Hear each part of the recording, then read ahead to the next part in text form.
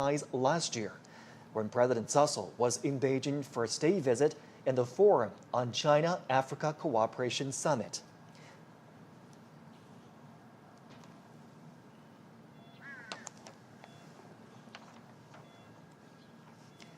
Next, the King of Cambodia, Norodom Sihamoni. China and Cambodia have enjoyed long-standing friendship. The two peoples have interacted for their mutual benefit. This April, they elevated bilateral relations to an all-weather China-Cambodia community with a shared future in the new era. It's the first time China has upgraded ties with a Southeast Asian country to such a level. And walking on the red carpet are President of the Republic of Uzbekistan, Shavkat Mirziyoyev, and his wife. President Mirziyoyev has been to China many times. Friendly cooperation between the two peoples has been vigorous under the Silk Road spirit. And last year, China and Uzbekistan established an all-weather comprehensive strategic partnership in the new era. And they have announced to advance the building of a China-Uzbekistan community with a shared future. President of the Socialist Republic of Vietnam, Luong Quan. China and Vietnam share a long history. They are comrades and brothers. And the founding father of Vietnam, Ho Chi Minh, joined and supported the Chinese people's war of resistance against Japanese aggression in places such as Yan An, Guilin, Chongqing, and Kunming. This year is the 75th anniversary of their diplomatic ties. It's also the year of cultural exchanges between the two sides. China and Vietnam have deepened their relations in recent years with frequent visits and contact between leaders of the two countries.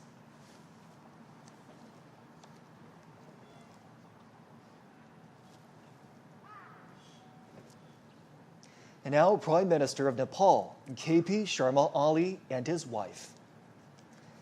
Connected by mountains and rivers, China and Nepal have a long history of friendly exchanges. This year is the 70th anniversary of their diplomatic ties. The two countries have seen healthy and stable development in bilateral relations and strengthened political trust. China and Nepal have also expanded cooperation in various fields and under the Belt and Road Initiative. In 2019, their relations were upgraded to a strategic partnership of cooperation featuring everlasting friendship for development and prosperity. And this partnership continues to deepen. And again, CGTN is bringing you live pictures from the heart of Beijing, the Duanmen Gate, which is to the north of the Forbidden City.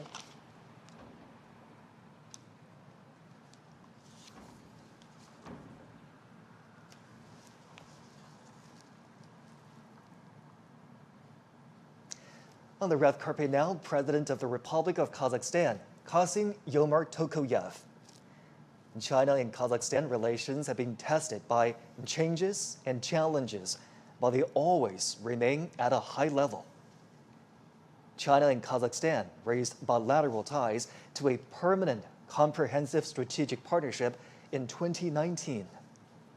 In 2022, they pledged to build a community with a shared future defined by lasting friendship, a high degree of mutual trust, and sharing weal and woe.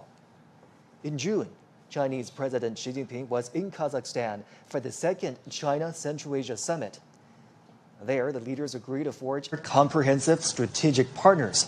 The two have maintained close, high-level exchanges and achieved milestones in their expanded bilateral cooperation.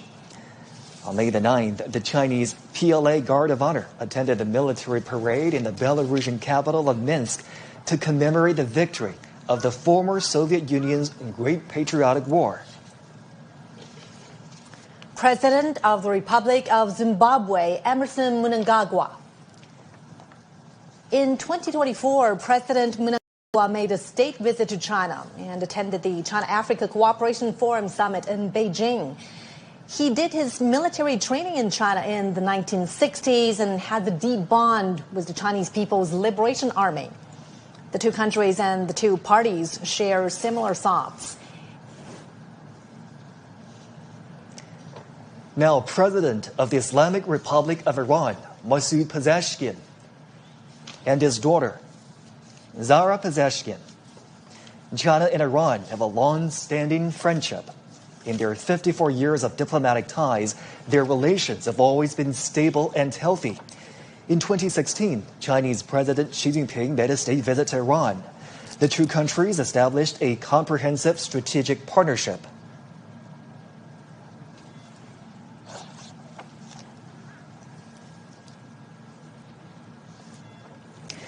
Next is the President of the Republic of the Congo, Denis Sassou Nguesso. Among African leaders, he is one of those who has made the most visits to China and met with Chinese President Xi Jinping. The two heads of state have a deep friendship. The Republic of the Congo is China's iron-clad friend. Socialist construction and is priceless. In recent years, General Secretary Xi Jinping and General Secretary Kim Jong Un have maintained communication through various means. They lead and guide bilateral ties into a new historical phase.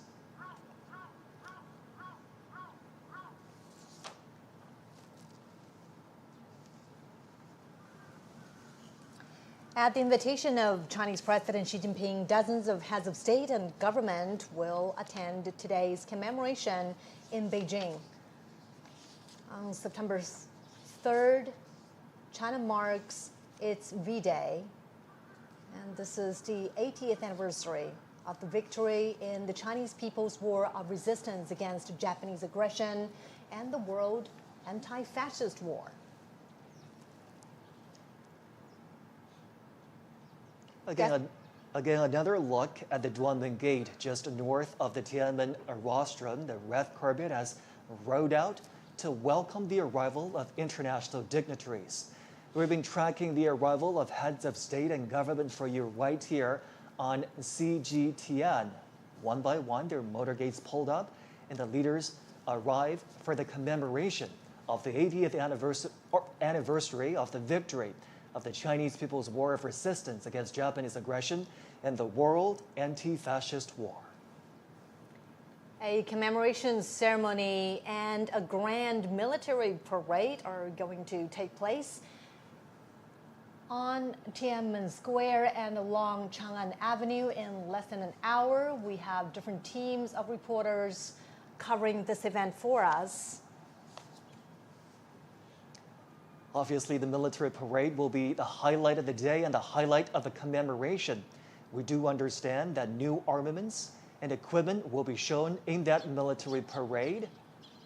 They are domestically made, and also they are all active combat gear. And at this moment, the Tiananmen Square is decorated and ready for the commemoration. Troops and armaments, as we speak, are lining up along Chang'an Avenue. They're ready for the inspection of the Commander-in-Chief.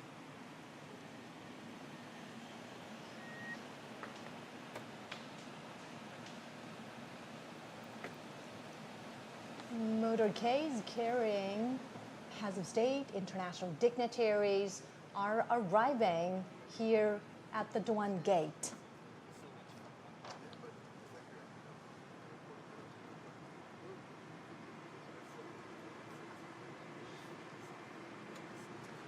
On the red carpet right now is President Prabowo Subianto of the Republic of Indonesia.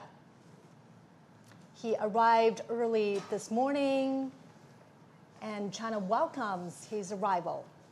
He's here at the invitation of Chinese President Xi Jinping. Now, under the strategic guidance of the two heads of state, China and Indonesia have opened a new chapter of jointly building a community with a shared future. During World War II, Chinese people living in Indonesia donated money and supplies. Many of them returned to China to join the resistance and became heroes. Renowned Chinese writer and anti-fascist intellectual Yu Dafu traveled to Southeast Asia to join the resistance. And he was killed in Sumatra, Indonesia. He wrote, "Our generation should sacrifice for the war of resistance." President Prabowo made a state visit to China soon after his presidential inauguration in 2024. China and Indonesia are traditional friends and neighbors. And it was in this year that China and Indonesia embarked on a new chapter of bilateral ties by building a community with a shared future.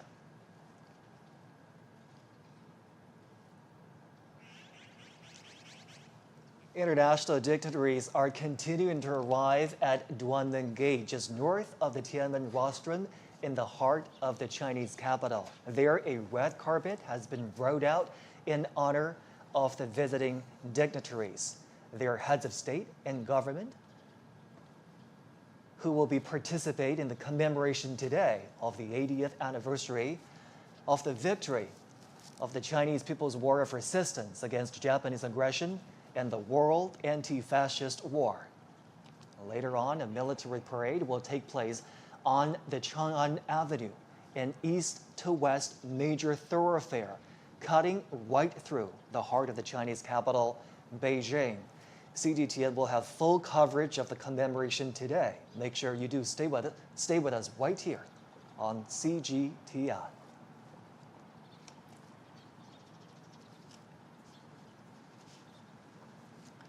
We've been tracking the arrival of international dignitaries right here on CGTN for you. They're now arriving at the Duanmen Gate, just north of the Tiananmen rostrum. A red carpet has been rolled out for them. That's right. And the Duanmen Gate is where this reception is taking place. We're seeing another limousine.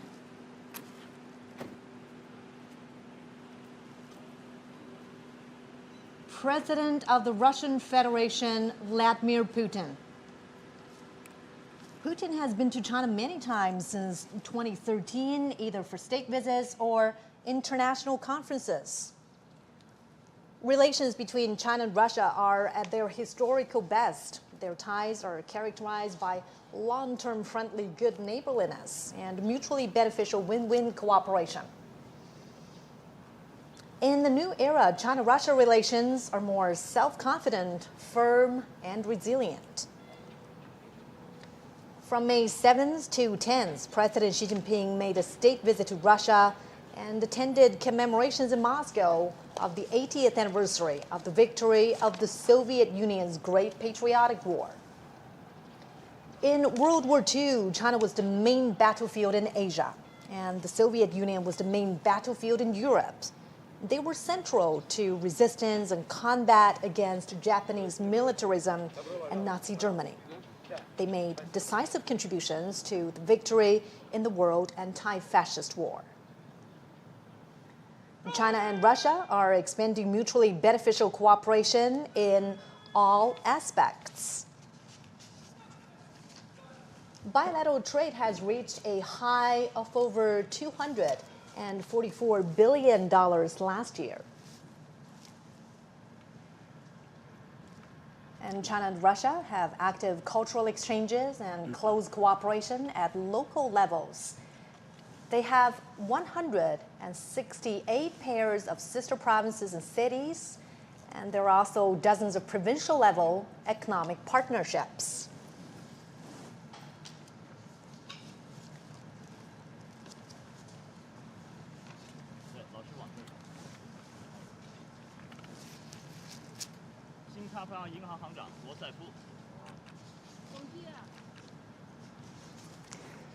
Remembering history, honoring the fallen heroes, cherishing peace, and creating a better future. This is our special program commemorating the 80th anniversary of the victory in the Chinese People's War of Resistance against Japanese aggression and the World Anti-Fascist War. International dignitaries have now arrived and are meeting the Chinese president and his wife. Good to see you again. As we're watching right now, Chinese President Xi Jinping and Madame Peng Liyuan are welcoming international dignitaries at the South Square of Tiananmen Gate. Welcome to China. These are heads of international organizations that are walking down the red carpet to be received by the Chinese president and his wife. That's right. And a decade ago, on September 3rd, it was also here where Chinese President Xi Jinping and his wife, Madame Peng Liyuan, welcomed international guests to the commemoration of the 70th anniversary of the victory of the Chinese People's War of Resistance against Japanese aggression and the World Anti-Fascist War. 上合反恐机构主任、吉安条约组织秘书长、独联体秘书长、欧亚经济委员会执行委员会主任。 Many of the guests attending the commemoration today previously attended the Shanghai Cooperation Organization Summit in Tianjin, which concluded just a few days ago. That's right, and President Xi says the SCO is a proactive force for world peace and development. It is the first grouping to put forth the vision of global governance, featuring extensive consultation and joint contribution for shared benefit as an effort to practice true multilateralism. He also said the SCO always stands on the side of international fairness and justice, and champions inclusiveness and mutual learning between civilizations, and opposes hegemonism and power politics. 新加坡副总理严金勇。 And also at that Tianjin summit, President Xi proposed a global governance initiative.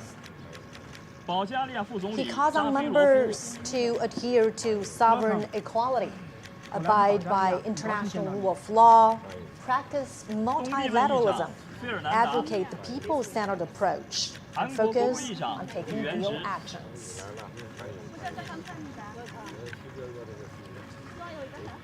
The Chinese president and his wife greeting the international dignitaries that have arrived in Beijing for the commemoration of the 80th anniversary of the victory of the Chinese People's War of Resistance against Japanese aggression and the World Anti-Fascist War. Now we're watching live pictures from the heart of Beijing, the Tiananmen Gate, to the north of the Forbidden City. Dozens of heads of state and leaders of international organizations are arriving on the red carpet. And in about half an hour, the commemoration ceremony will begin on Tiananmen Square. As part of this commemoration, a grand military parade will also take place. Troops and armaments are standing by ready along Chang'an Avenue as we speak. Welcome to China. 很高兴再次见到你。刚果副总统萨苏。哈萨克斯坦总统托卡耶夫。 It's early morning in Beijing. CGTN is broadcasting live to a global Thank you for audience. being here. 亚美尼亚总理吉夫人。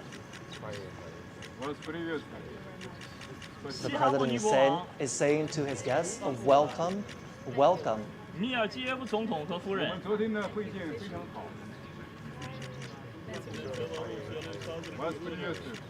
And as 卢卡申科总 these 统。 international guests are arriving, later on they will pose for a group 阿赫 photo. 蒙总统。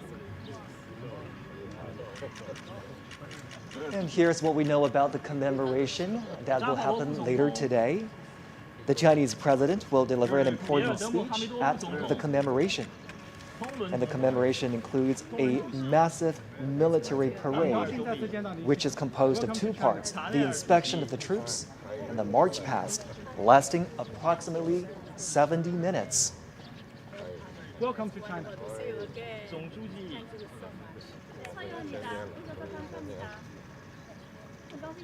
The Chinese president and his wife welcoming guests arriving for the commemoration. And now they're walking towards a group photo where the arriving international dignitaries will take a group photo together with the Chinese president. We are certainly marking a significant anniversary today on September 3rd. China is commemorating the 80th anniversary of the victory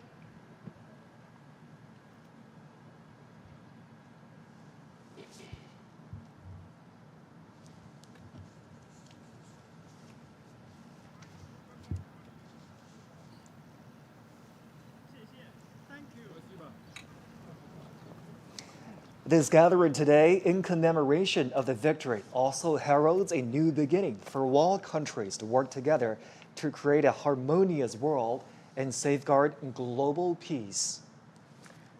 Well, as you can see right there, front and center on this gate is the character Duan Men. The Chinese character Duan also conveys righteousness, which is consistent with the message of safeguarding international justice. The leaders are now walking together towards the Tiananmen rostrum. It's a short walk from the Duanmen Gate we've been telling you about, which stands just north of the Tiananmen rostrum, to the rostrum itself. And Joshi, you know, for many foreign leaders who have visited China before, the Tiananmen rostrum, or the Forbidden City, is a familiar sight. Many of them have been here before to the Forbidden City. However, this gathering here today holds a special significance. Absolutely.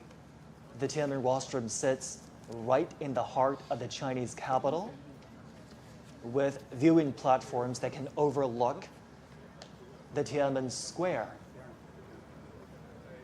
The leaders will be walking towards the rostrum. They will ascend to the viewing platform on the rostrum and view the military parade together. Now, as they walk on the red carpet to make their way to the top of the Tiananmen rostrum, a little bit of background information about the structure. It was built as a ceremonial gate to the imperial city in the Ming Dynasty. It's witnessed the ties of Chinese history in the past 6 centuries.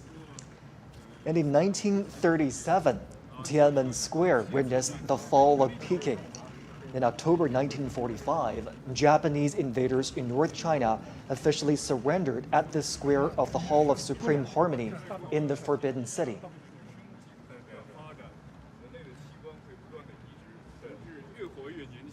Today's commemoration is certainly a big national event, a military event as well, as troops and armaments are standing by ready for the inspection.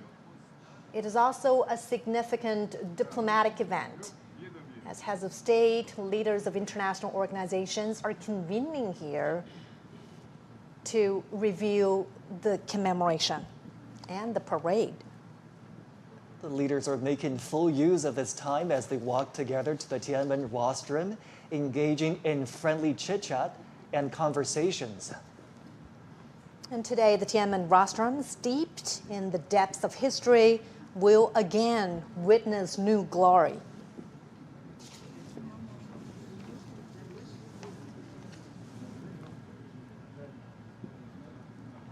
It is a pretty long walk to ascend to the top of the Tiananmen rostrum.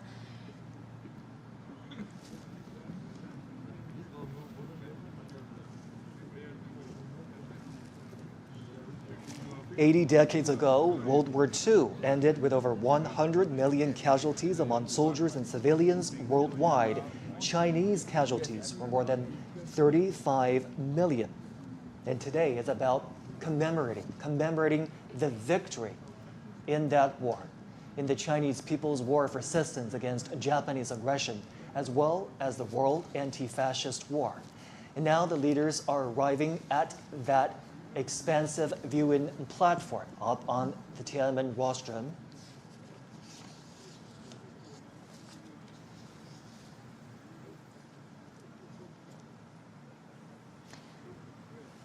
And we understand that some of the veterans of the War of Resistance were given their own viewing spots on top of the Tiananmen rostrum. Crowds are welcoming China's top leader, as well as international dignitaries. We are seeing veterans sitting there, and President Xi Jinping and international dignitaries are shaking hands with a 99-year-old veteran, 100-year-old veteran from the 8th Route Army, 94-year-old veteran from the 8th Route Army, 102-year-old veteran from the new 8th Route Army, and from South China Guerrilla Force, 100-year-old veteran from the Kuomintang.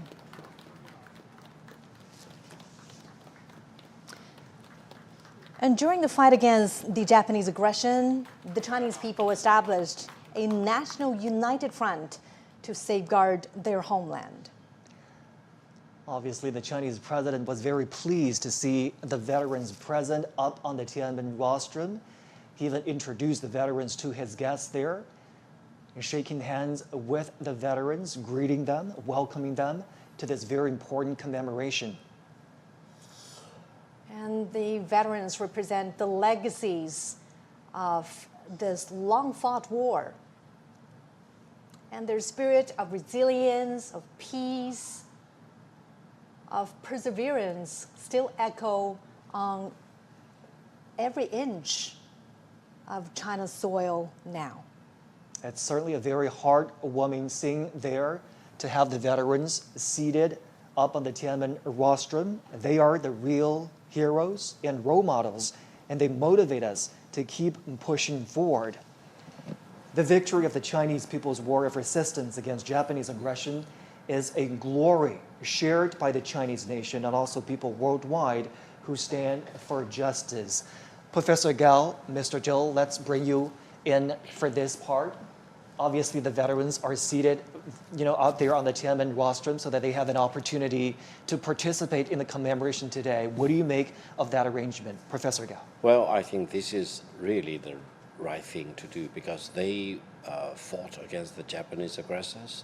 They shed their blood, and they have always been honored by the People's Republic, by the Chinese people, and now they are in the center of this reviewing process of the parade to commemorate the 80th year anniversary of the victory against Japanese aggression. And I think we all hail them as the real heroes, defending China's sovereignty and territorial integrity and fighting off the Japanese aggressors. Real heroes and real witnesses, not only to the atrocities of the war, but more importantly to the final victory. And we're so happy that they get to see the commemoration today. Mr. Zhou, your thoughts? Well, I think I can't agree more with Victor Gao about the importance of having these veterans standing on Tiananmen Square. I think it's rare, It won't be easy for us to see these people right now because they're all very old people, but they're still alive, but they can still see how strong China is today, in which they have made their due and a great contribution. So I think that is indeed a great honor for them to be there and for us to see them there. Now, many of these veterans fought under extremely harsh conditions: poverty, famine, the lack of military resources. What does their perseverance teach us about the spirits of, resilience and courage? And, besides honoring them in events like this, what more could we do, Professor Gao, to really weave their legacies more into everyday life? I think these veterans 80 years ago, or more than 80 years ago, fought against Japanese aggressors not only as soldiers, but they were true representatives of the Chinese nation, true representative of the Chinese culture and the Chinese civilization. In their bodies, I can see the most splendid and the glorious part of the Chinese civilization. So they became the epitome of the Chinese nation. They became the epitome of the Chinese civilization. And by shedding blood for their own motherland, by fighting off foreign aggressors, they set an example for the future generation. So now we honor them as our national hero, and the younger generation draw inspiration from these veterans and learn lessons from them, and we become redoubled in our commitment to defending peace and defending China and defending the Chinese culture and ultimately the Chinese civilization. You know, obviously, we're commemorating this day. We're inviting veterans up on the Tiananmen rostrum to carry on the spirit of the war of resistance against the Japanese aggression. Mr. Zhou, how do we do that? How do we make sure that the spirit of perseverance, the spirit of never surrender, the spirit of defending your motherland lives on in today's world? Well, these people are actually old soldiers, right? And old soldiers never die. So what they have left us are actually a litany of fine traditions. But if you look at the PLA today, you would find it so interesting to see that how small they were at that time and how ill-equipped they were at that time. But on the contrary, today, China is almost the opposite, right? China is having the largest armed force in the world, and in a moment we're going to see all the modern weaponry and combat platforms. But still, this kind of fine traditions are basically in the heart and in the blood of our modern-day soldiers, because that's really, really matter, for us if you are going to another war. So you have to think of where you come from, right? And what kind of traditions are already placed in you. So these people basically are the very sources of a fine tradition. How can remembering their sacrifices and contributions inspire values that are still relevant today? Professor Gao. Well, I think they are the true Chinese nationals and our heroes. But allow me to mention, behind these veterans, I also see those who fell on the battleground, who really sacrificed their lives for the Chinese nation.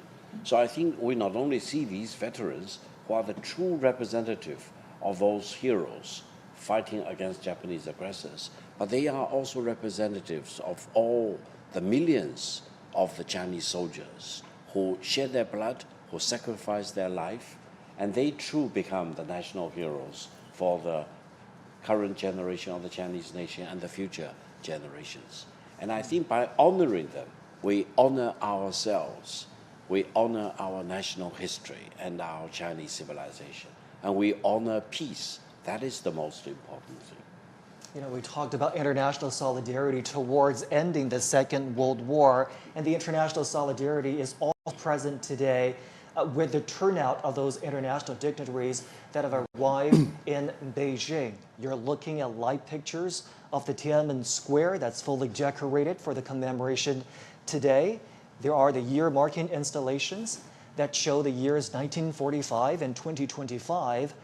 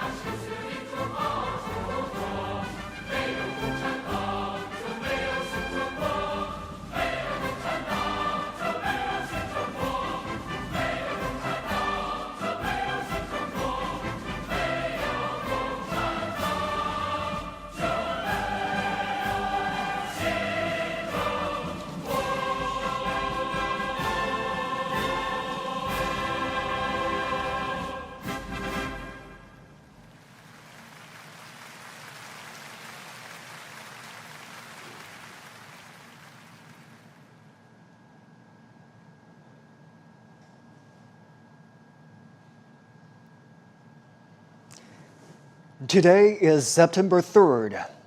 In the capital, Beijing, the commemoration of the 80th anniversary of the victory of the Chinese People's War of Resistance against Japanese aggression in the World Anti-Fascist War will begin soon.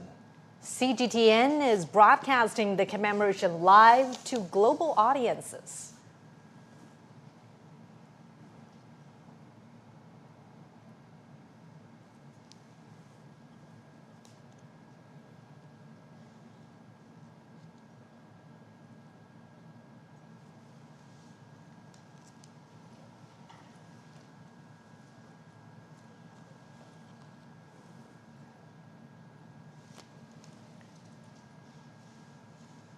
We're now watching live pictures from the Tiananmen Square. The commemoration is going to begin in just a moment.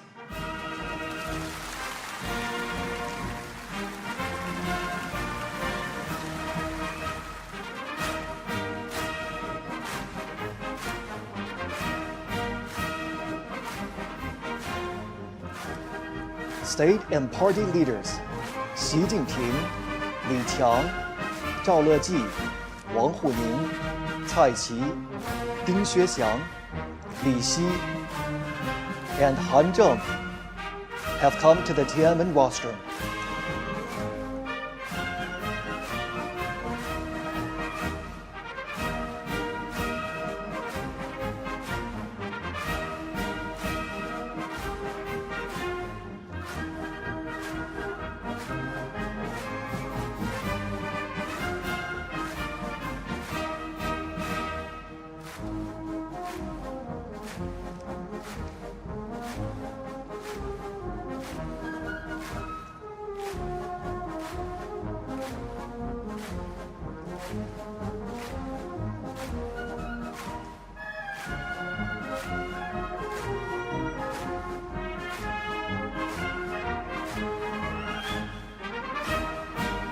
Dozens of foreign politicians and dignitaries attend the ceremony at the invitation.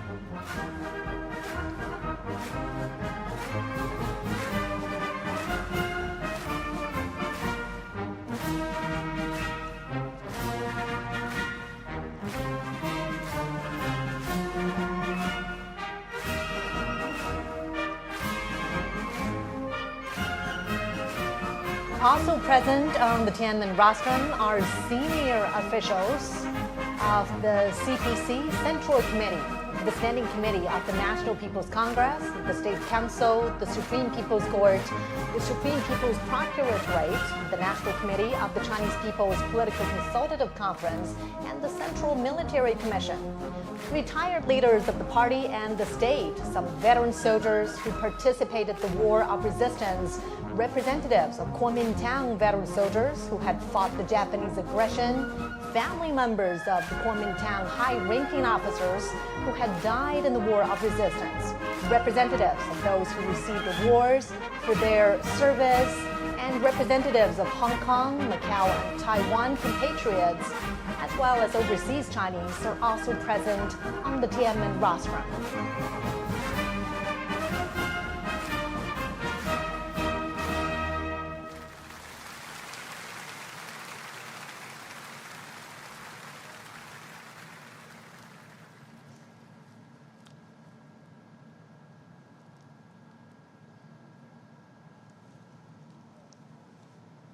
And we could see the obelisk, the monument to the people's heroes.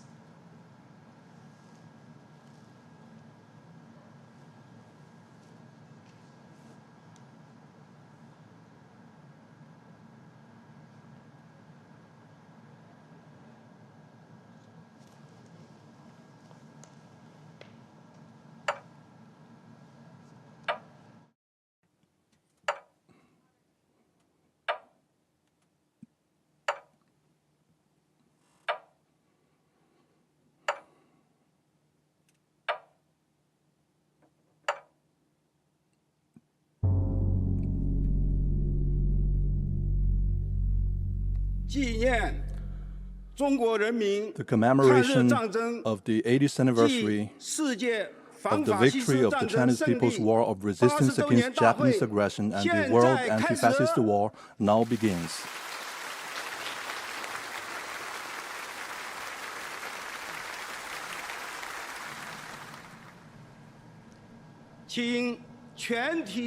Please all rise and stand at attention. Fire the gun salute.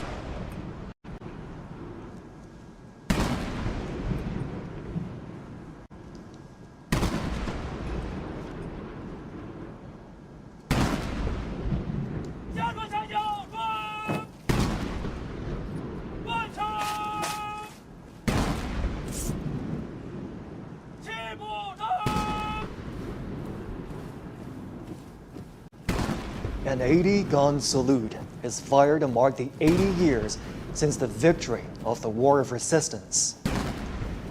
The thunder of guns resembles roars of soldiers on the battleground. It is also like a song of triumph, transcending the time and space to tell our fallen heroes.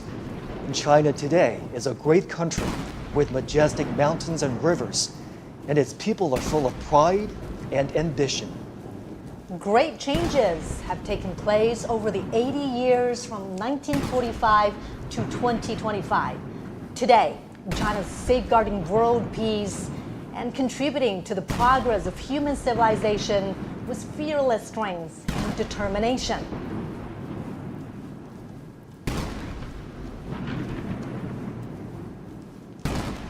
The Great Wall symbolizes the unyielding spirit of the Chinese nation. This great nation never bows to any enemy or any force.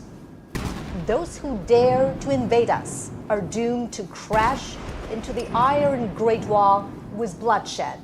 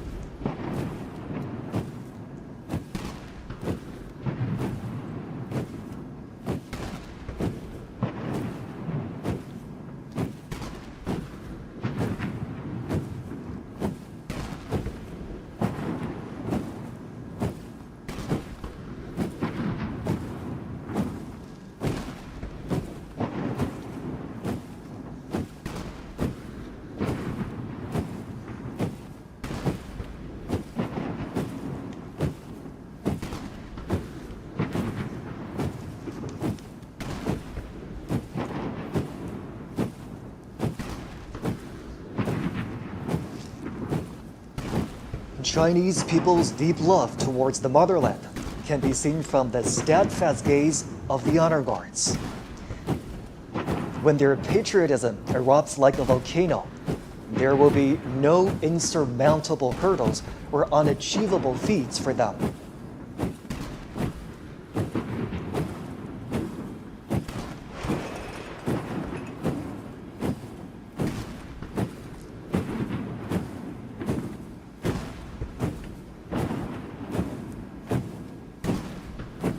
The wheel of history never stops. Under the strong leadership of the Communist Party of China, the Chinese nation, with a firm grip on its own destiny, is marching forward staunchly and proudly.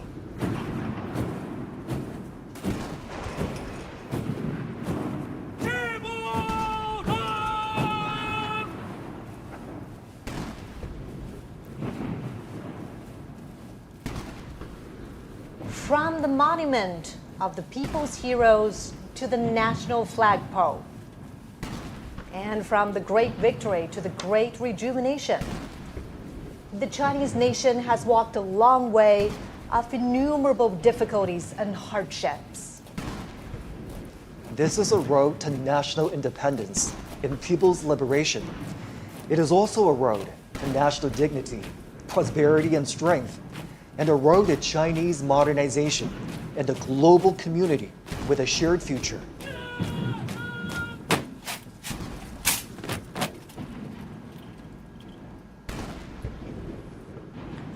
The national anthem, March of the Volunteers, which was born during wartime, will soon be played. It was written in 1935 in the early years of the war against Japanese aggression.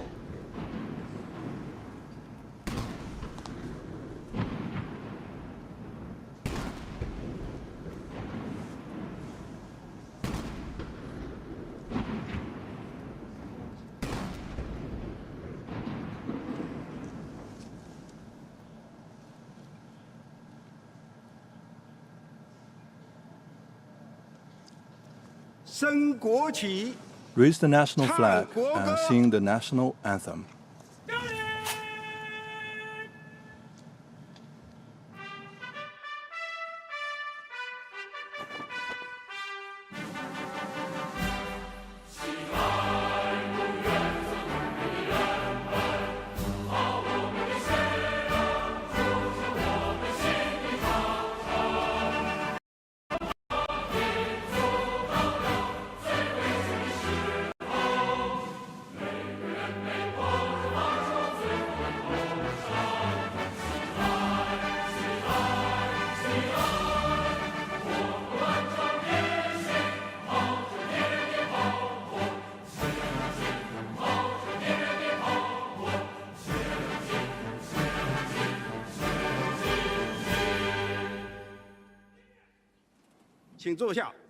Please be seated.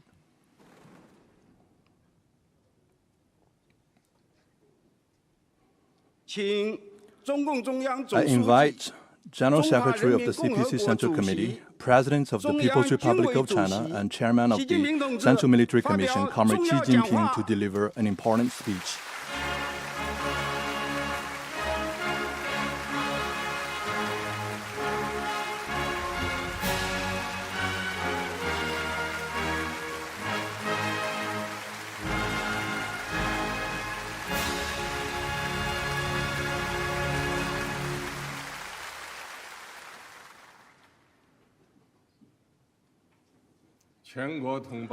All my fellow Chinese across the nation, Your Excellencies, heads of state and government, and representatives of international organizations,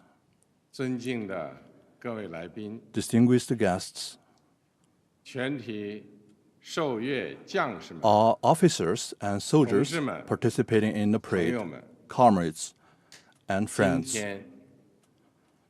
Today, we gather here to solemnly commemorate the 80th anniversary of the victory of the Chinese People's War of Resistance against the Japanese aggression and the World Anti-Fascist War. It is an occasion for us to remember history, honor fallen heroes, cherish peace, and create a better future. On behalf of the Central Committee of the Communist Party of China, the National People's Congress, the State Council, the National Committee of the Chinese People's Political Consultative Conference, and the Central Military Commission, I would like to pay high tribute to our veteran soldiers and comrades, patriots, and officers who fought in a war of resistance against Japanese aggression, and to the Chinese nationals from home and abroad who made important contributions to our victory.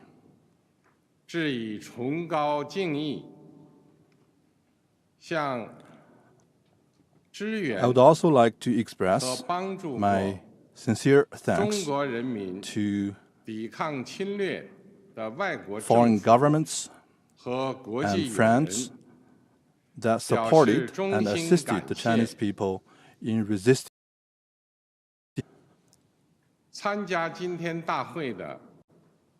I also extend a warm welcome to our guests from around the world who are with us today.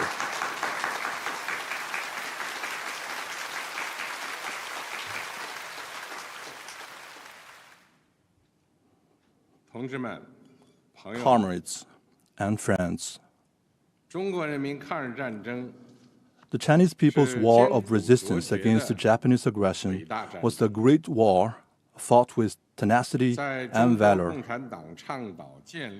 Under the banner of the National United Front against Japanese aggression, established at the initiative of the Communist Party of China, the Chinese people stood up to fight the formidable enemy with an iron will and formed a great war with flesh and blood to defend the nation, and ultimately achieved the first complete victory in resisting foreign aggression in modern times. The Chinese people's war of resistance against Japanese aggression was an important part of the world anti-fascist war. With huge national sacrifice, the Chinese people made major contributions to saving human civilization and safeguarding world peace.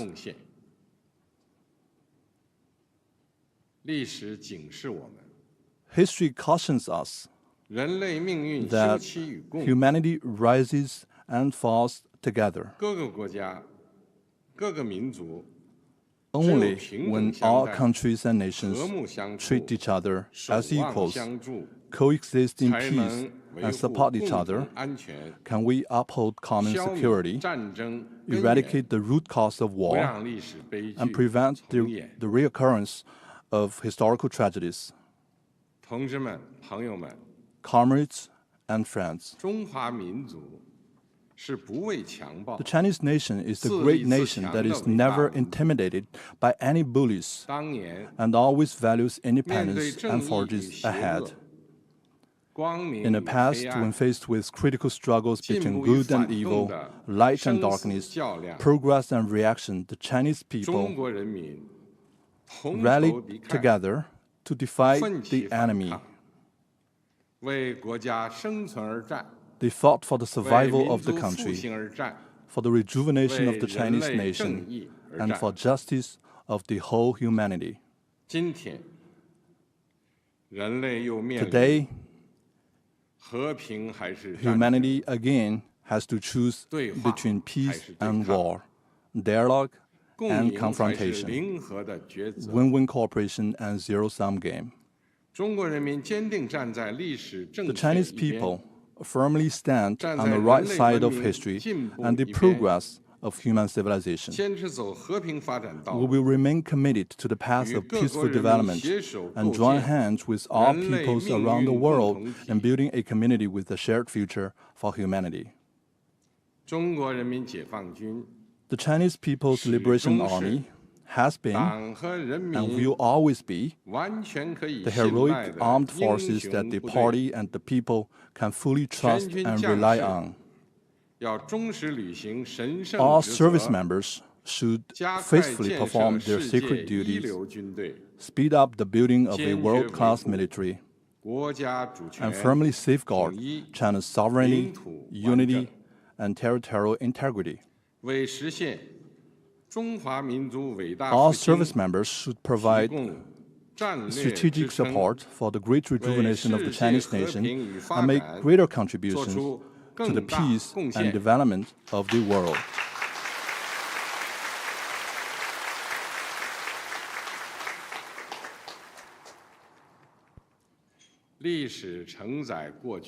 History carries the legacy of the past and inspires the future. On a new journey in a new era, the Chinese people of all ethnic groups should, under the strong leadership of the Communist Party of China, follow Marxism, Leninism, Mao Zedong thought, Deng Xiaoping theory, The theory of three represents and the scientific outlook and development, and fully implement the thoughts on socialism with Chinese characteristics for the new era. We should stay firmly on the path of socialism with Chinese characteristics and carry forward the great spirit of the war of resistance. We should press ahead with enterprise and resolve, and advance in unity the cause of building China into a great country on all fronts and realizing great national rejuvenation through China's modernization.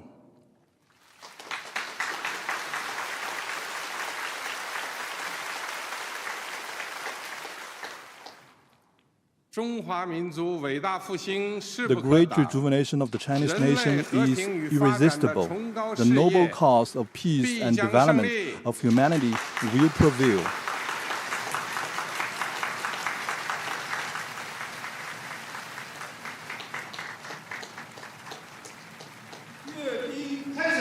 The military parade now begins. Markers in position.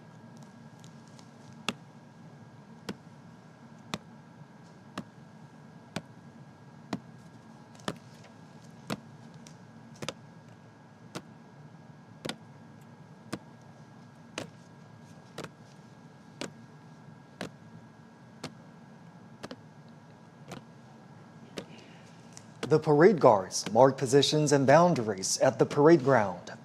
60 soldiers will line up in front of the eastern and western ornament columns on the Tiananmen Square.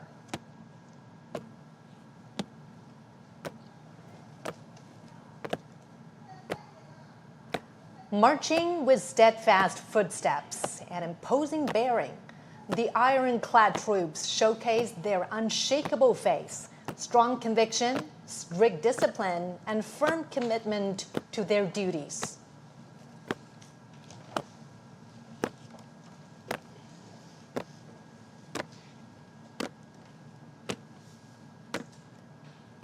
Standing firm on the ground of the motherland and bearing the hope of the Chinese nation, the heroic People's Liberation Army has forged ahead dauntlessly throughout wars, achieving great historic feats for the party and the people.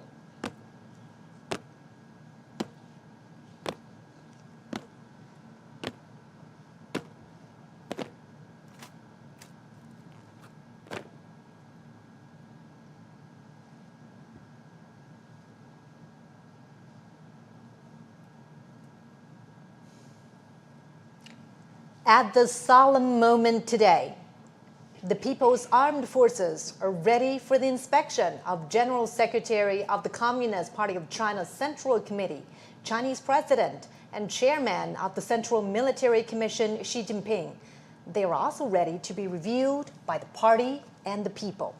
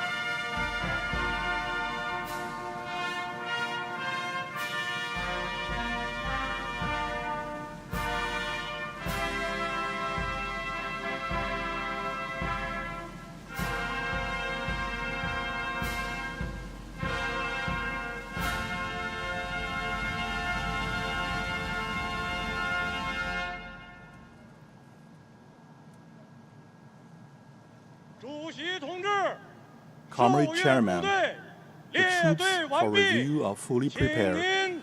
Please proceed with the inspection. Chief Commander of the Parade, Han Zhengxuan. Let's begin.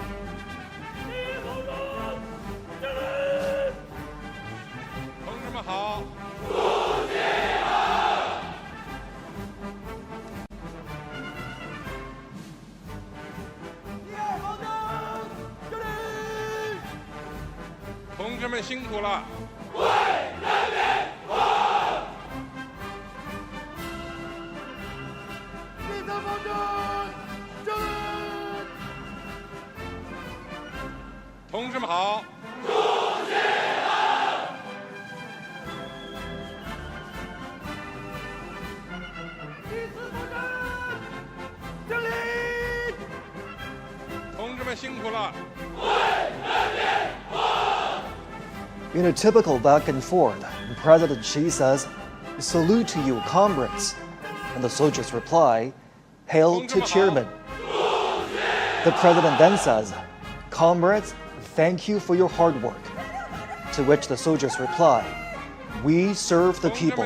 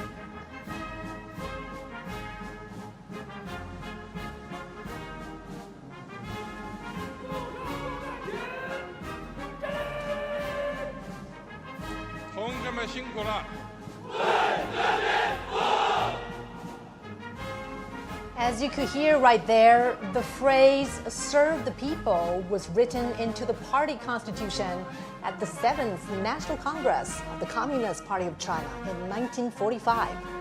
Serving the people wholeheartedly was established as the fundamental principle of the party and the People's Liberation Army.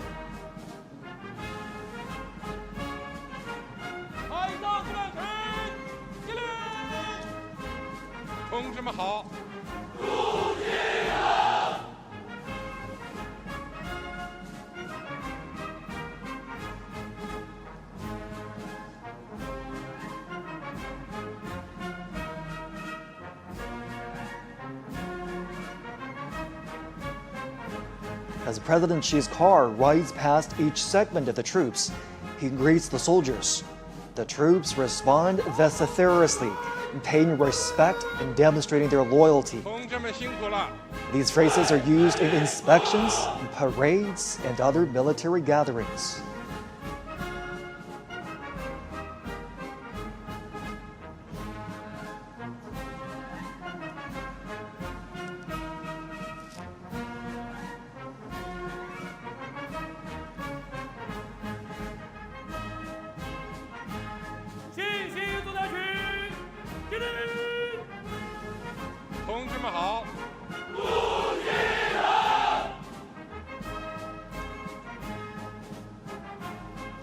The PLA views itself not only as the defender of national sovereignty, but as an integral part of society with a direct responsibility to safeguard people's well-being.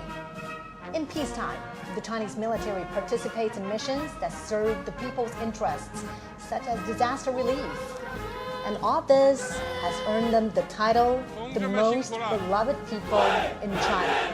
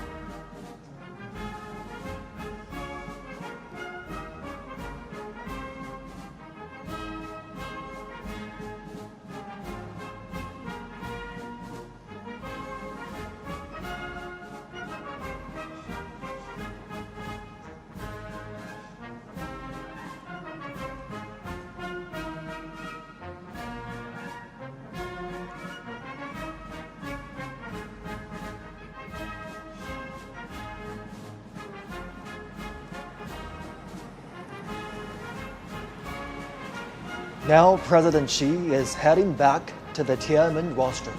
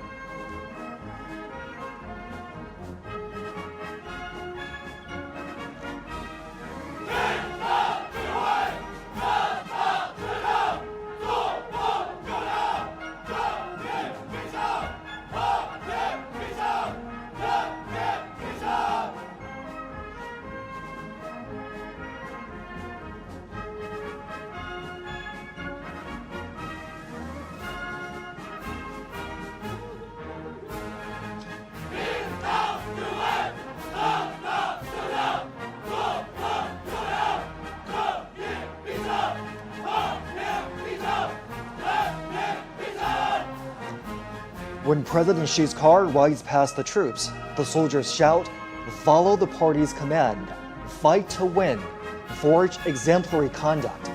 Justice will prevail, peace will prevail, the people will prevail."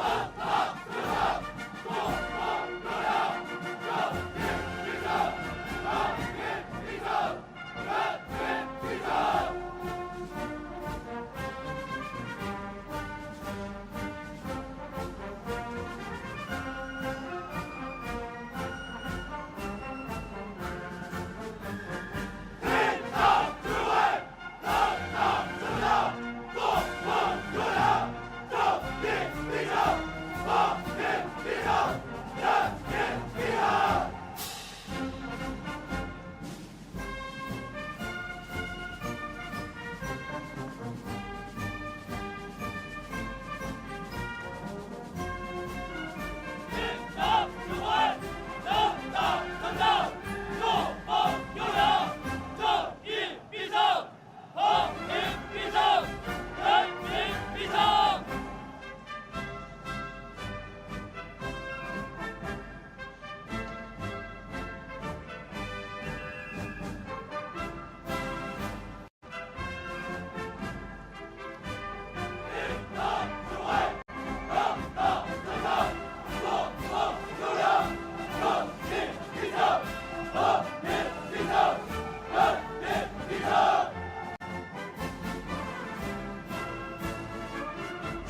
the party's command sets the military's political orientation. Fighting to win is the basic function of the military and the fundamental objective of its development. Forging exemplary conduct demonstrates the Army's nature and principle.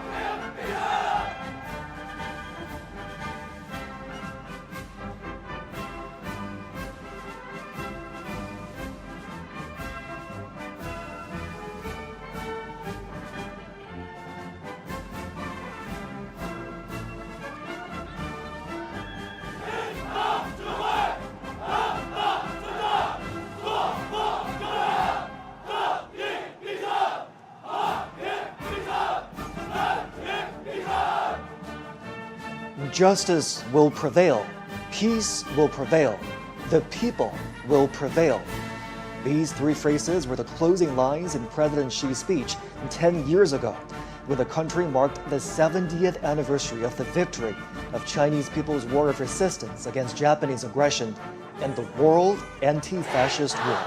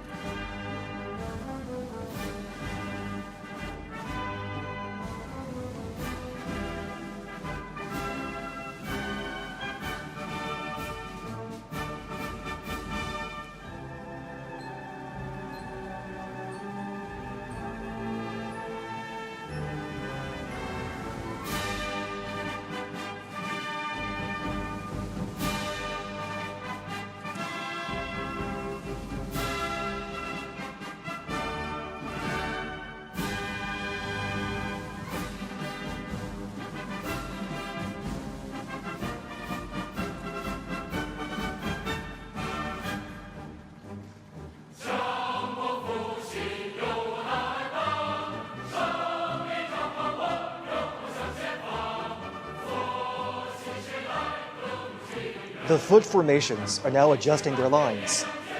Vehicles and armaments are lining up. They will soon march to the Tiananmen rostrum.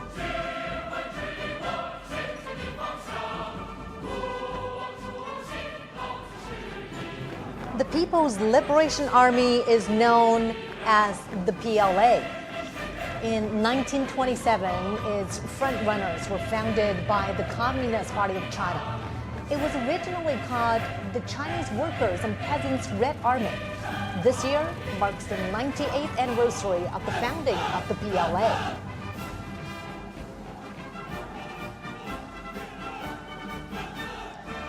during the 14-year-long War of Resistance, under the leadership of the Communist Party of China, the 8th Route Army and the new 4th Army, together with the Chinese people, defeated the Japanese forces and enveloped the invaders. They asserted their role in the battlefields and achieved victory in the war for national liberation.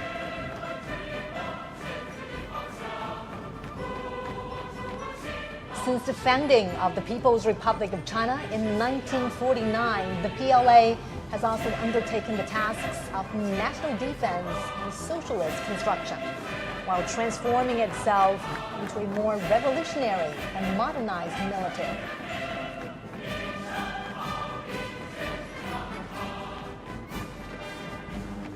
Alongside the latest generation of conventional weapons, the parade will feature on-land intelligence systems, underwater combat units, cyber and electronic forces, and hypersonic weapons, highlighting the PLA's growing capacity to harness emerging technologies, adapt to the evolving character of warfare, and prevail in future conflicts.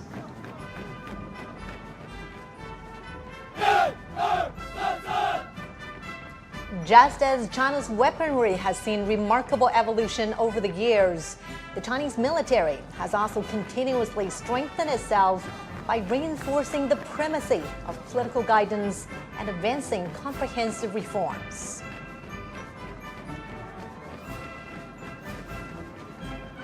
China pursues a national defense policy that is defensive in nature. China will never seek hegemony, expansion, or spheres of influence.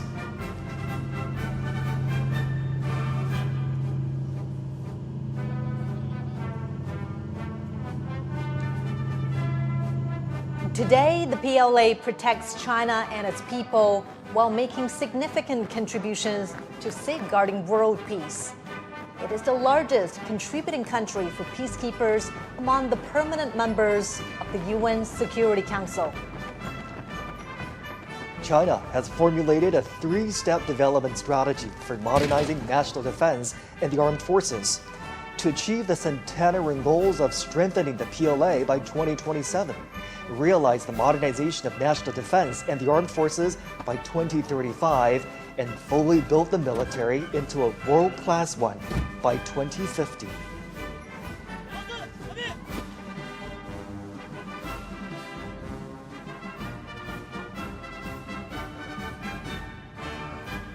The centenary objectives state that by 2027, China will accelerate the integrated development of mechanization, informationization, and intelligentization, accelerate the modernization of military theory, organizational forms, personnel, and weaponry, and prioritize quality and efficiency to enhance operational efficiency of military system, and optimize the utilization of defense resources and promote the synchronized growth of defense and economic strengths.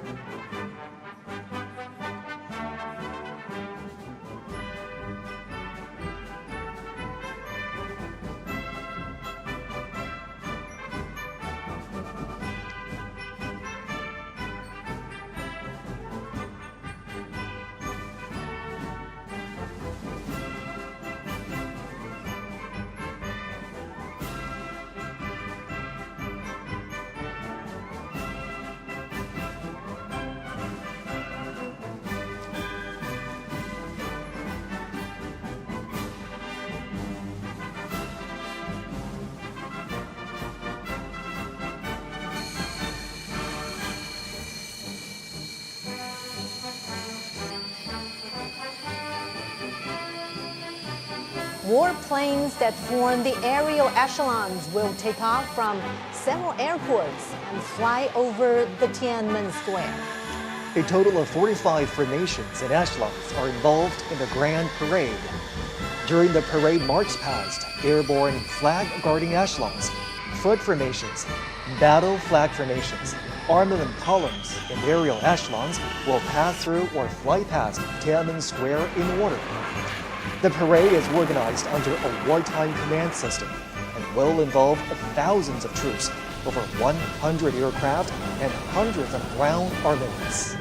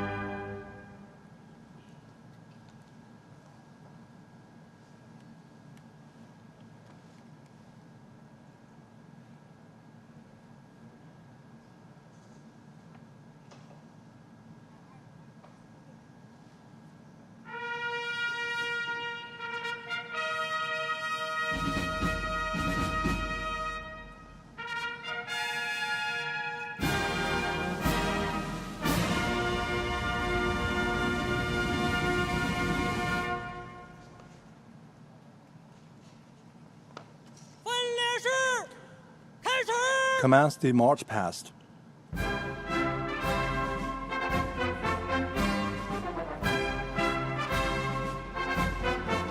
Flag guides the direction. The flag pulls strength. The march past begins with the airborne flag guard echelon. Accompanied by the impassioned military music, the flag of the CPC, the national flag of the People's Republic of China, and the flag of the People's Liberation Army are fluttering high in the air. 26 helicopters form huge numerical shapes of 8 and 0. 3 helicopters are bearing the banners that read, "Justice will prevail, peace will prevail, the people will prevail." These messages are a great truth inspired by history, a solemn proclamation of the right course, and a clarion call in an era of peace and development. The Chinese nation always cherishes peace and takes side with historical correctness, fairness, and justice. The People's Military will always be an iron great wall in defending national sovereignty, security, and development interests, as well as a pillar of world peace.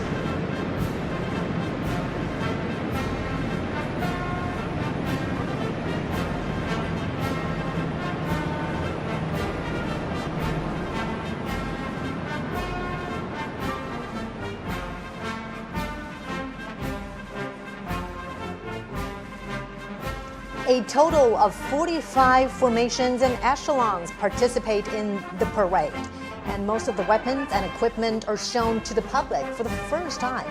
It not only embodies the continuation of the heroic armed forces during the War of Resistance, but also demonstrates the new look of the people's military in the new era with enhanced political awareness and its new structure and force composition, new progress in modernization, and new achievements in enhancing combat readiness.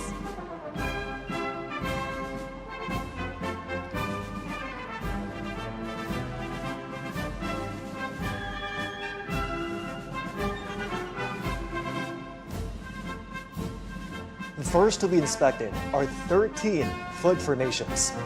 After a comprehensive and deepened reform, the People's Military has formed a new system of services and arms.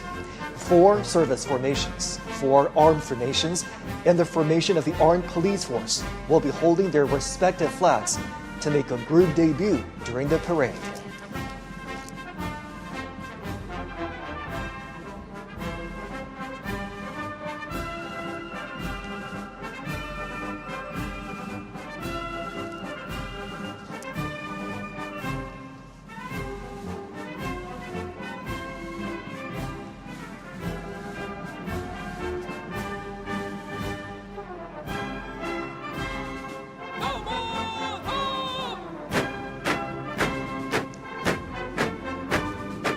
Holding high the party, national, and military flags, the formation of the Guard of Honor of the PLA is marching toward us. The People's Armed Forces, under the leadership of the CPC, are always the defenders of the country, socialism, and people's interests.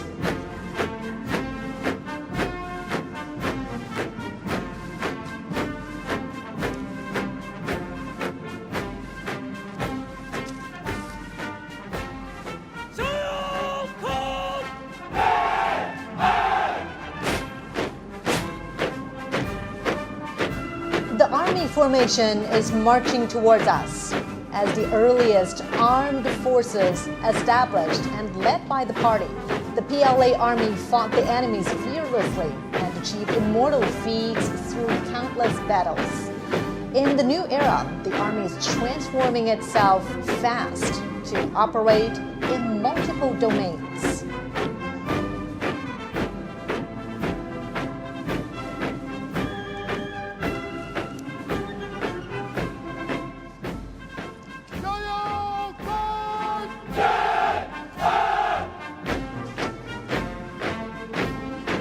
Now coming is the Navy formation.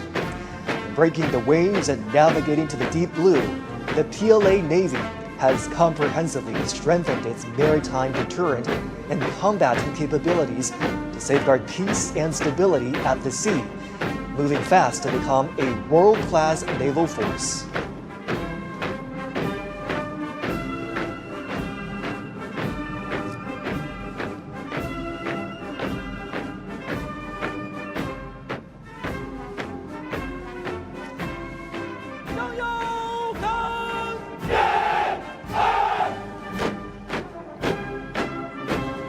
Coming up next is the Air Force formation. Building a strong Air Force has been the unremitting pursuit of the party and the people. Taking off in times of wars and sharpening its edge through battles, the PLA Air Force is making great strides towards integrating air and space capabilities and coordinating offensive and defensive operations.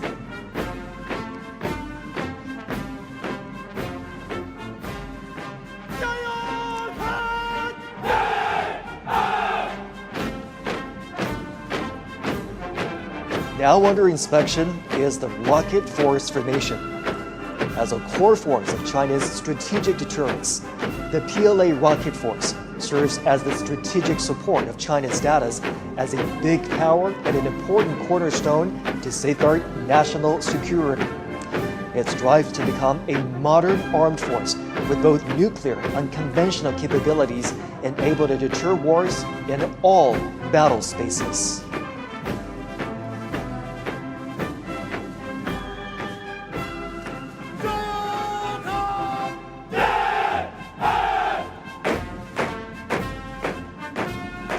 The Aerospace Force formation is making their debut in the parade. As a new domain, new quality force advocating peaceful utilization of space, the PLA Aerospace Force safeguards the lasting peace and common security of space and offers strategic support for building a great power in aerospace.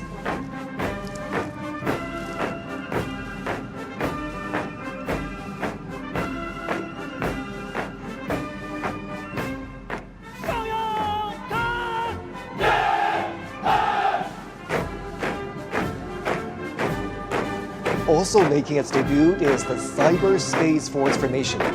China advocates building a peaceful, secure, open, cooperative, and orderly cyberspace. Through building a cyber Great Wall, China decisively safeguards its network security and sovereignty in the digital battlefield.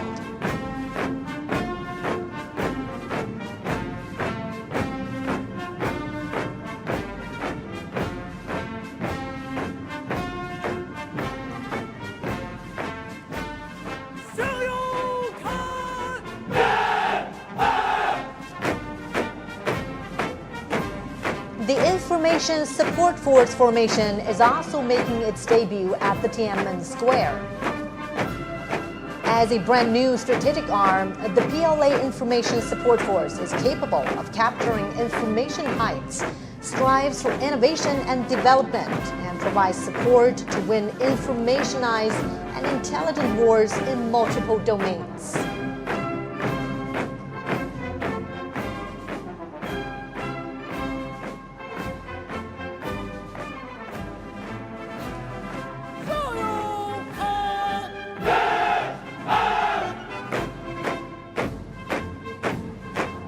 Now receiving inspection is the Joint Logistics Support Force formation. From self-reliance during the War of Resistance all the way to becoming part of the synchronized operational systems and providing effective and precise assistance in the new era, the PLA Joint Logistics Support System has made new strides.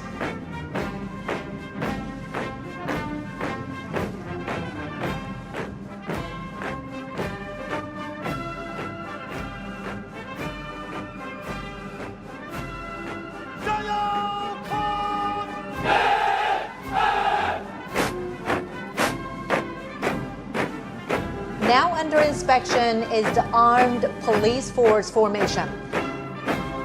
From metropolises to remote coastal areas, the People's Armed Police Force, either performing regular duties, handling emergencies, or engaging in rescue operations, is dedicated to safeguarding national security and social stability and ensuring people's well-being.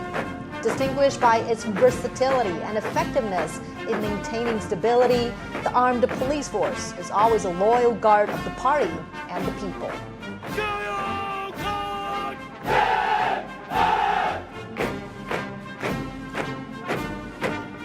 Next comes the Reserve Force formation.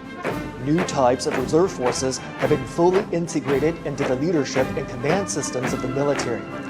They are ever prepared to fight and carry out the missions of the people's military in coordination with the active duty forces in the new era.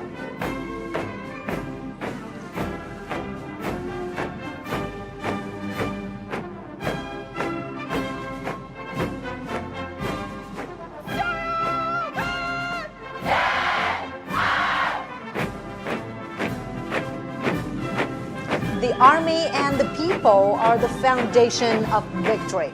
Now marching forward is the militia formation.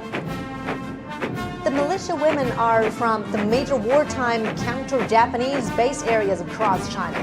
During the War of Resistance, Chinese people, regardless of their gender or ages, acted as one in safeguarding their homes. The red genes have passed on from one generation to another.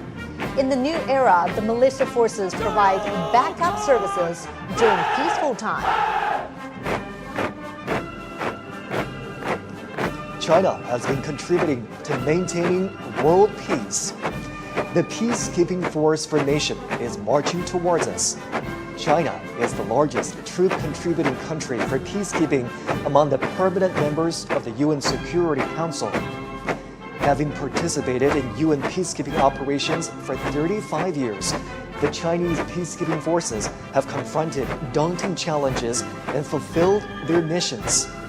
The forces have guarded world peace without hesitating to sacrifice their lives, and demonstrated through their action how China assumes its responsibility as a major power, making great contributions to building a community with a shared future for humanity.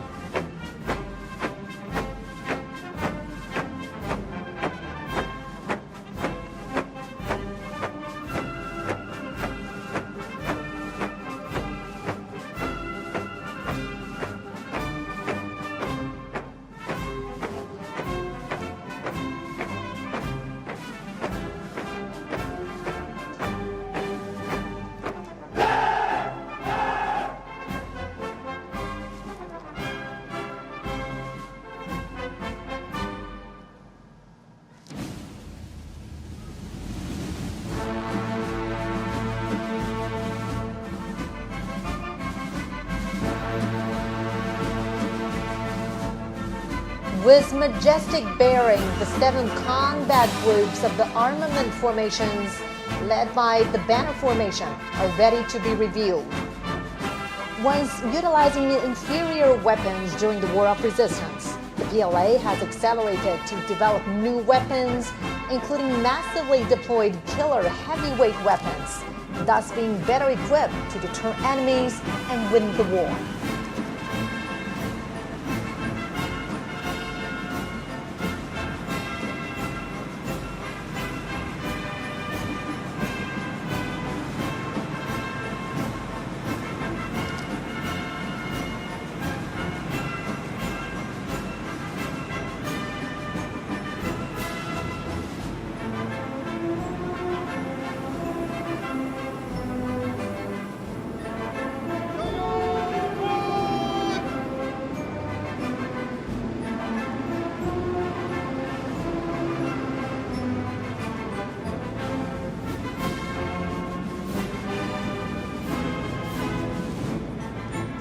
The Banner Formation showcases 80 honorary banners of the hero unit troops, bearing glory from the past.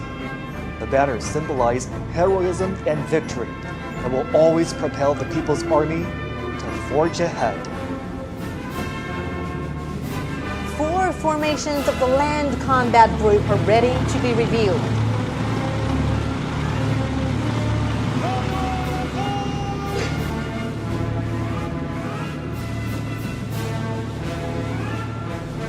Marching towards us is the Ground Assault Formation, grouped in an arrow-shaped array.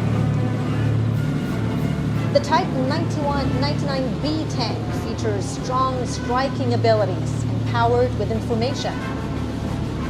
The Type 100 tank and Type 100 fighting vehicle are highly intelligent and capable of coordinated combat. The new generation armored of the PLA Army's ground assault forces demonstrate the strong ability of capturing strongholds with mobility and piercing fortification.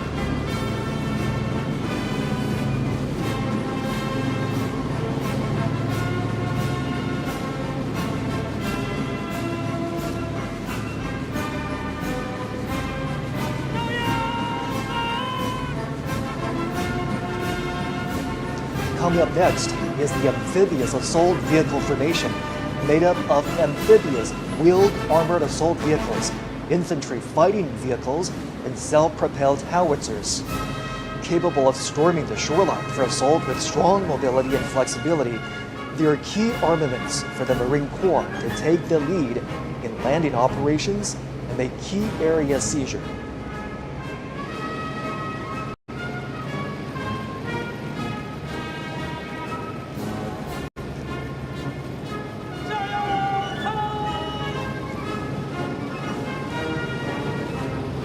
Marching towards us is the imposing airborne assault formation. Diverse airborne armaments in the formation are able to make long-distance air draft and provide heavy-equipped maneuvering support. They are sharp weapons for the Army to make rapid response and deep strike.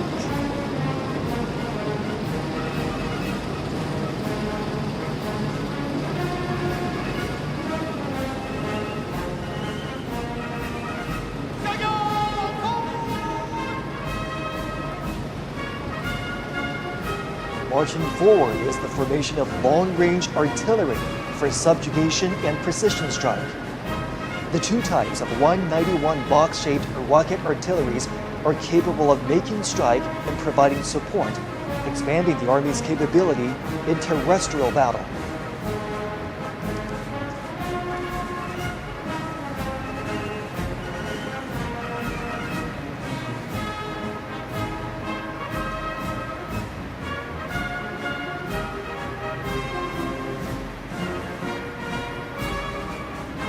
Next to be reviewed are three formations of the Maritime Combat Group.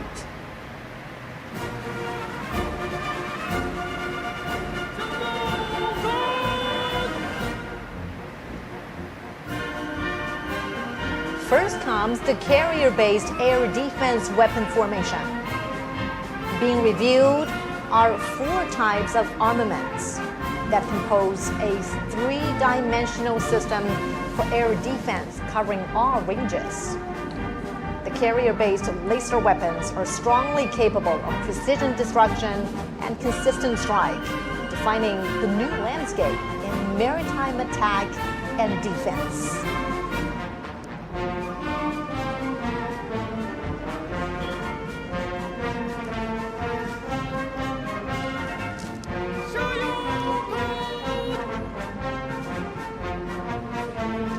The anti-ship missile formation consists of NG-15 missile and NG-19, NG-17, and NG-20 hypersonic missiles. The missiles can be deployed on multiple platforms, such as carrier-based aircraft, surface vessels, and submarines.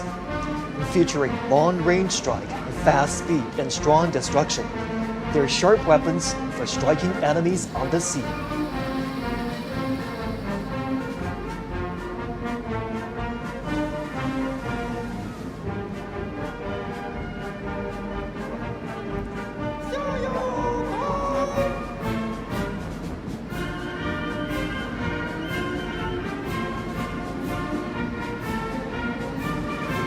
Now on parade is the underwater weapon formation. Light and heavy torpedoes, as well as torpedoes propelled by rockets, are able to strike vessels and destruct undersea targets. The new special-purpose naval mines can autonomously identify and attack targets. They are key forces for guarding strongholds and making raids in naval warfare.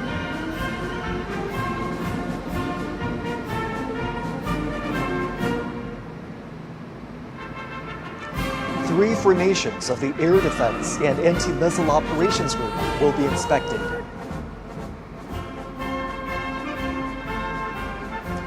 Here comes the Early Warning Detection Formation.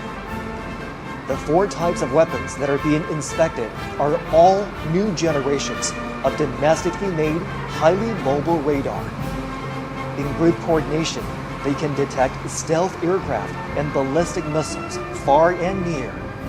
They provide early warning for the country's airspace and aerial security.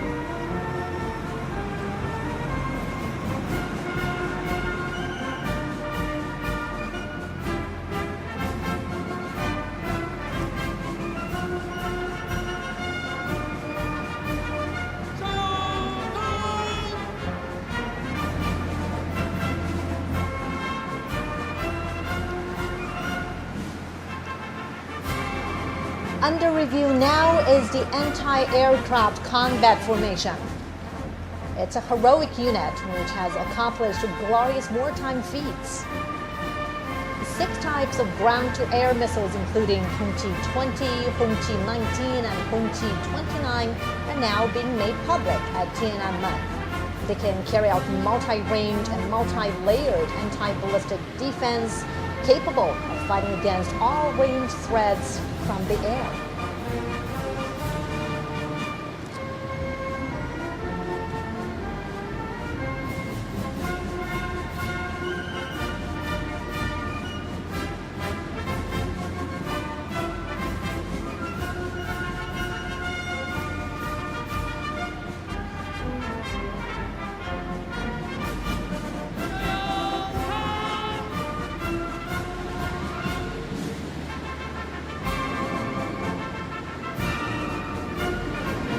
Here comes the anti-drones formation, set to defend the low-altitude domain. It includes anti-drones missile and artillery systems, high-energy laser weapons, and high-power microwave weapons. The trio can work together to disable and destroy enemy drones.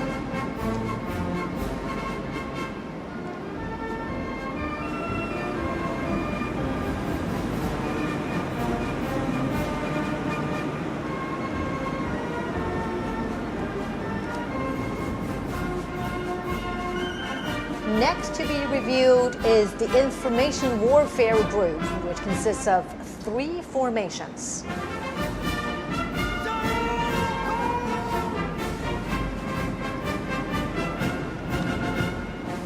Driving towards us is the Cyberspace Combat Formation.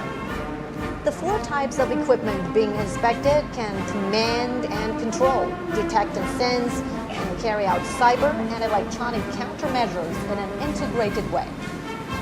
It is a new force that consolidates cyber defense and empowers joint force operations.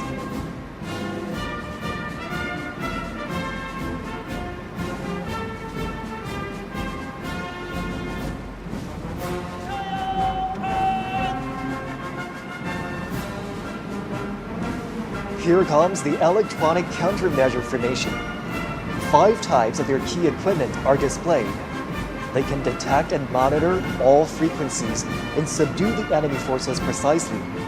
They are capable of aerial and space countermeasures and disconnecting the enemy networks.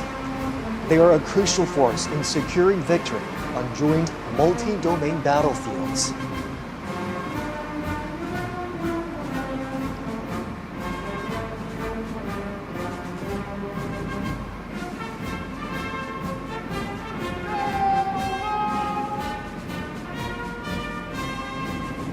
Now we have the Information Support Formation.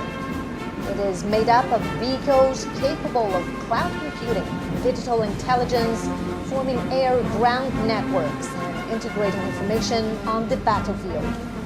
They can quickly establish new types of internet communication systems to support joint operations.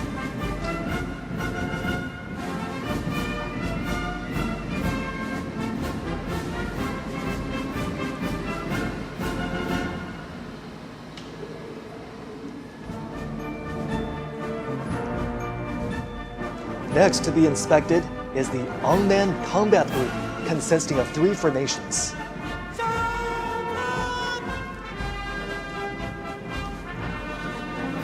First, we have the Unmanned Land Combat Formation. These unmanned vehicles can carry out various tasks such as reconnaissance, assaults, mine and bomb defusing and removal, and squad assistance. They can be operated remotely and are able to move independently, work flexibly in groups, and make intelligent maneuvers. With them, the Army can make coordinated operations between manned and unmanned forces.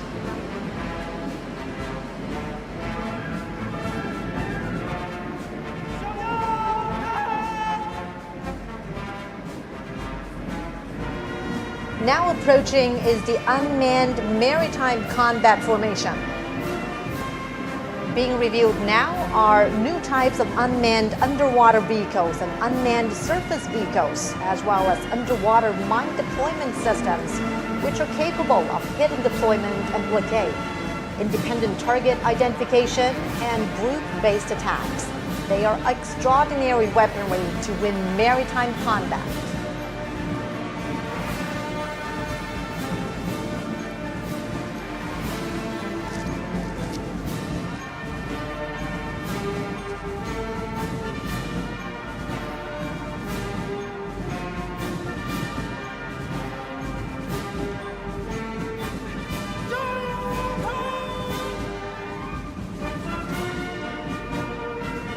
Passing by next is the unmanned aerial combat formation. The new models of weaponry include reconnaissance and strike drones, unmanned wing planes, unmanned air domination planes, and unmanned aircraft carrier-borne helicopters. Covering a wide range of space, they can attack in a way that is difficult to be detected and can automatically coordinate with one another, creating a new model of future-oriented aerial combat scenario.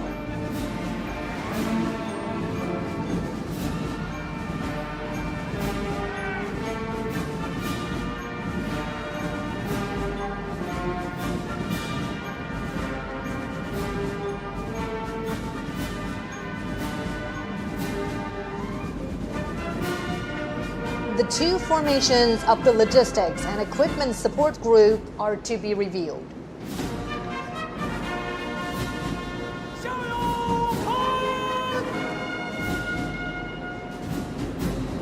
The Logistics Support Formation consists of field ambulances, field hospital installations, fuel transport and refueling vehicles, and field hot meal providing system. They have greatly enhanced modern logistics support for the troops.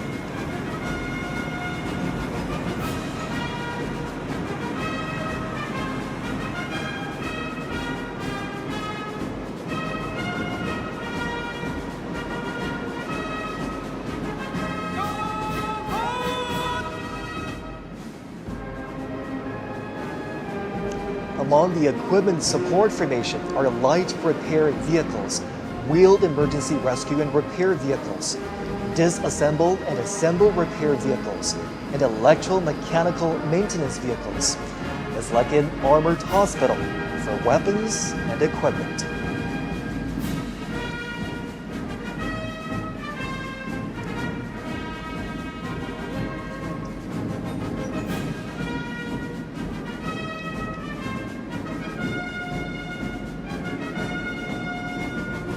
Next to be inspected is the Strategic Strike Group, consisting of 4 formations.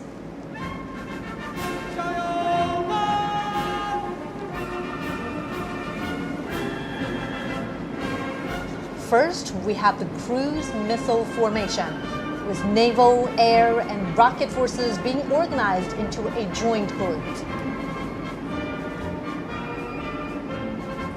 The Changjian 20A, Yingji 18C, Changjian 1000 missiles can implement long-range precision strikes, creating multi-domain deterrence.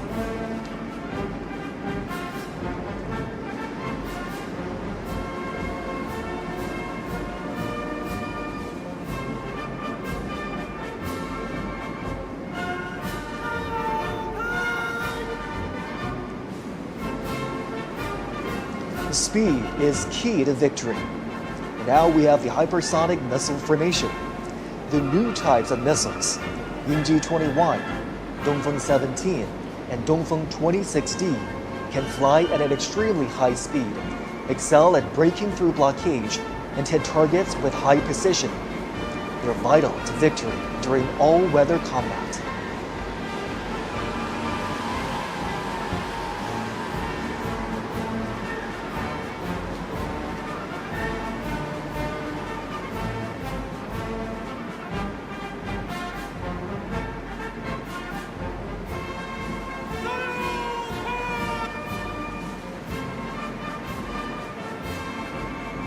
Coming up next for inspection is the first nuclear missiles formation. The heavyweight weapons in the group include Jinlei-1 air-based long-range missile, Julang-3 submarine-based intercontinental missile, Dongfeng 61 land-based intercontinental missile, and the new land-based intercontinental missile of Dongfeng 31. It's the first time the China showcases its nuclear force in land, sea, and air together. They are mighty strategic deterrents to safeguard national sovereignty and dignity.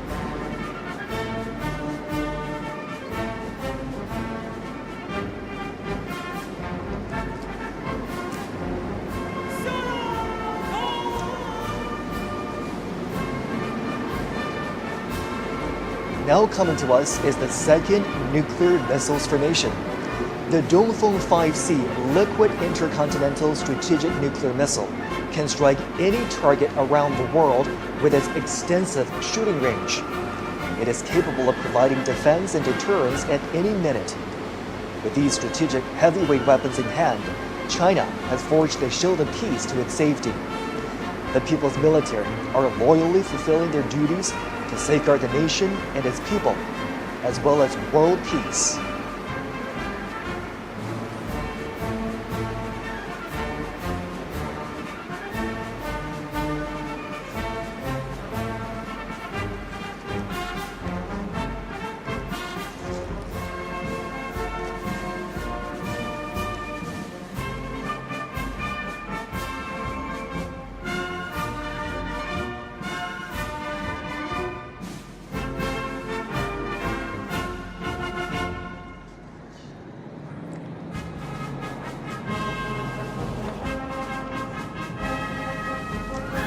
Air echelons will soon arrive for inspection.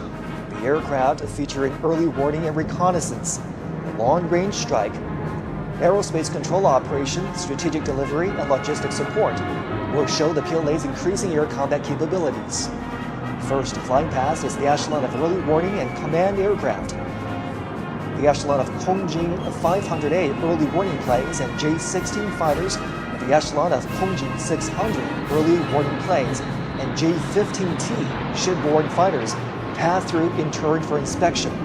The development and deployment of the latest domestically made early warning aircraft has remarkably improved the PLA's capabilities in command and control, early warning and detection, and coordinated strike. Now approaching is the echelon of special purpose aircraft.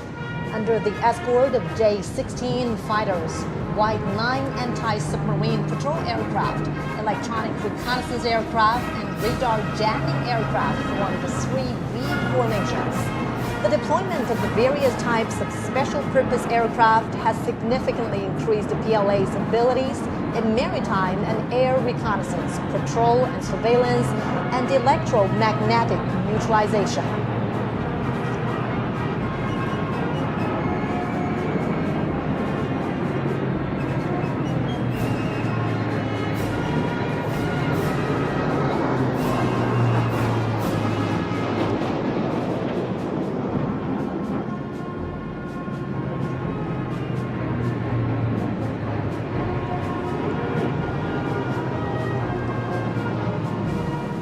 Closely following is the echelon of transport aircraft.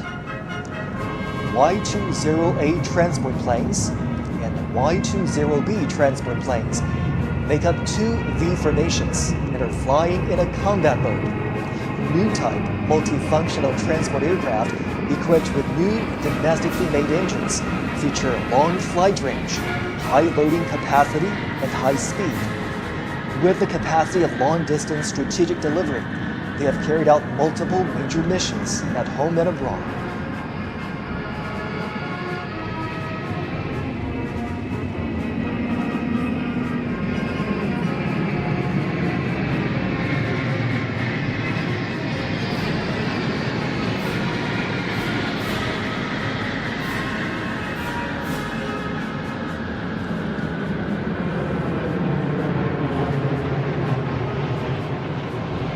Now flying over is the echelon of bombers, composed of three V formations that consist of H-6N strategic bombers, H-6K bombers, and H-6J bombers.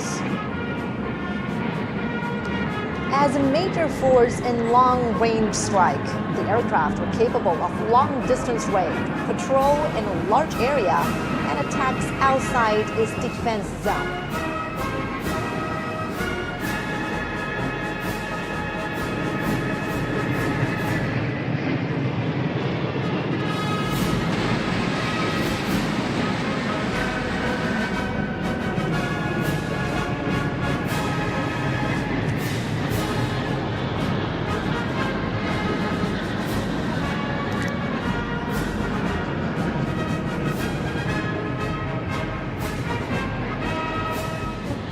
Now flying over Tiananmen Square is the echelon of 3 Yunyou 20A airborne refueling tankers, which are ready to refuel H-6M bombers, J-16 fighters, and J-20 fighters. The deployment of domestically made refueling tankers has enabled China's fighter planes to operate long-distance flights.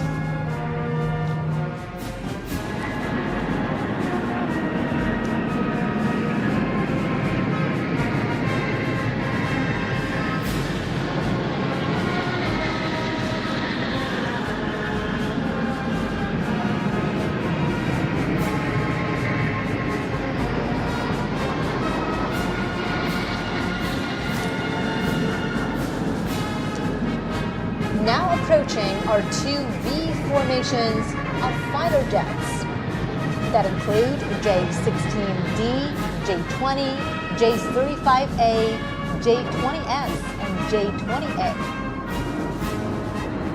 With the fielding of multiple new type stealth fighters, the PLA is speeding up the fighter jets upgrades.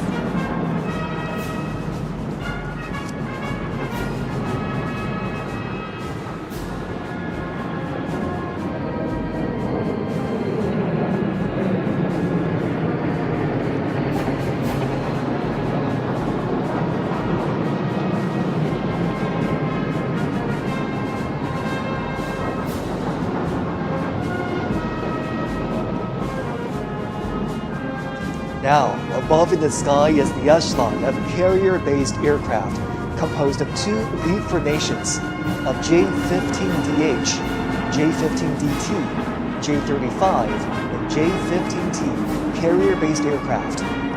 From ski jump takeoff to catapult takeoff, and from a single type to multiple models, China's carrier-based aircraft has undergone a leapfrog development.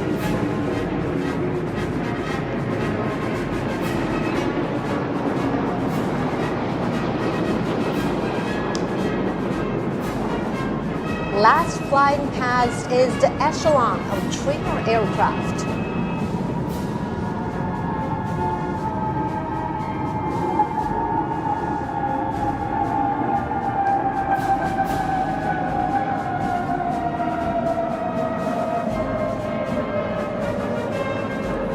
Seven J-10 aerobatics planes stage an aerial display of 14 colored smoke trails, symbolizing the 14 years of war of resistance against Japanese aggression and the bright prospects of over 1.4 billion Chinese people striving for national rejuvenation.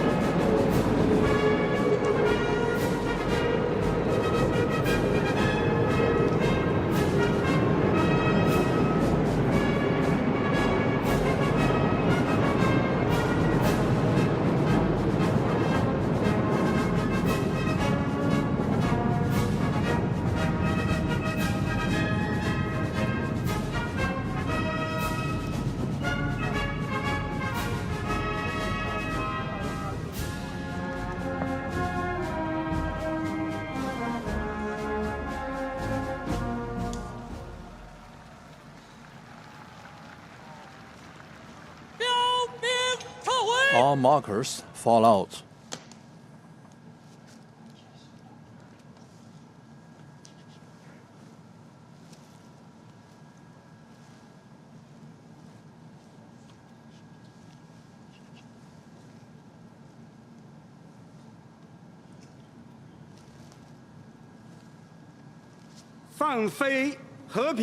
Release the peace staffs.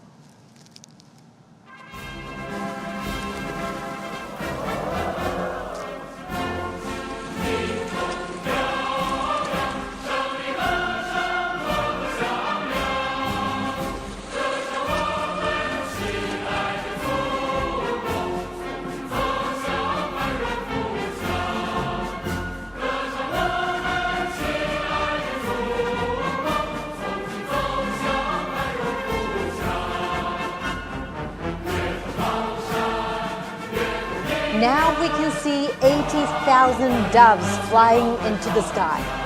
Let's honor our heroes. uphold justice, and safeguard peace. This land and people will forever remember the fallen heroes whose spirits are immortal.